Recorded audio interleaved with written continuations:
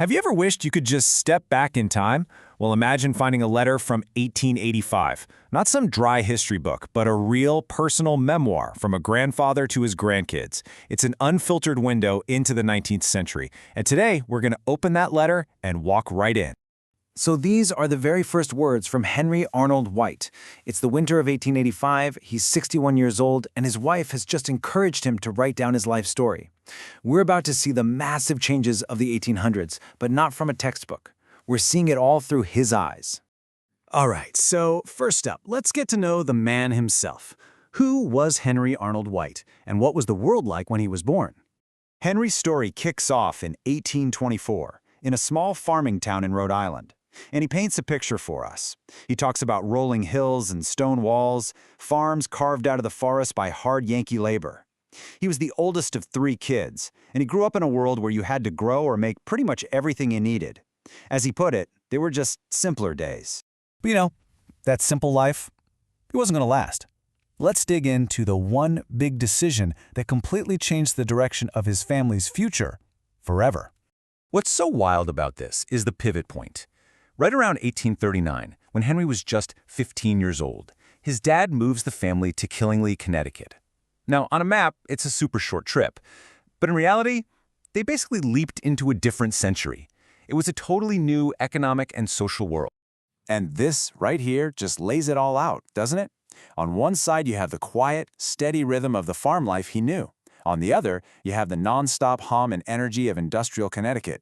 He was leaving a world of self-sufficiency and walking straight into the heart of the American Industrial Revolution, a world run by wages, clocks, and machines. So, in this brand new world of mills and factories, Henry starts to build a life of his own. And it's a life that's really going to be shaped by 2 things: his work and his growing family. In 1844, when he was just 20, Henry found what he called his first great joy. He married Amy Frances Oatley, who was 18 and the daughter of a local Baptist preacher. He was ready to start a family and build a future with her. And I love how he puts it, what a family we built. 6 children in just 15 years. You can just imagine this bustling, busy household. All of it was supported by Henry's skilled work as a weaver, putting in long, hard hours to provide for them all, even through the absolute heartbreak of losing an infant daughter. But this period of growth and prosperity, this life they had built together, it was about to face its greatest challenge yet. An unimaginable loss was right around the corner. You can just feel the shift in his writing with these words. This is where his memoir takes a really somber turn.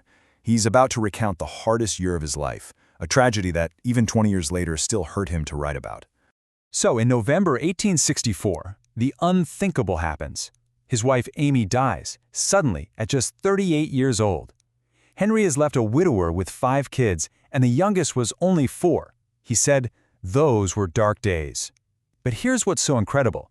This timeline also shows his resilience. He eventually remarries a widow named Almira, and they find happiness again, describing their daughter Effie, born on Christmas Eve, as a true gift. Okay, let's zoom out a bit. Because Henry's very personal story of loss and renewal, it doesn't happen in a vacuum, right? He wasn't just living his life. He was watching the world get completely remade right before his eyes. I mean, think about this for a second. The man was born when James Monroe was president, and he lived long enough to see the Gilded Age. He saw America go from a nation of farmers to a nation of factories. He saw the railroad shrink the country, and he lived through the Civil War that tore it all apart and then watched it get stitched back together.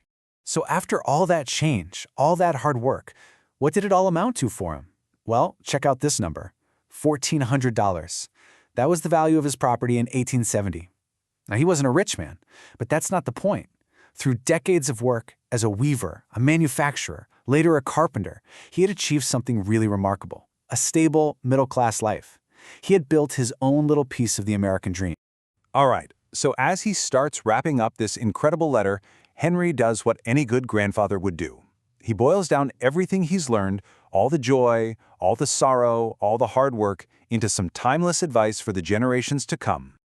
And this right here, this is the heart of it. First, find dignity in your work. It's not just about a paycheck. Second, and this is a big one, put your family first. They're what's left when everything else is gone. Third, be kind and help your neighbors. And finally, never, ever forget where you came from.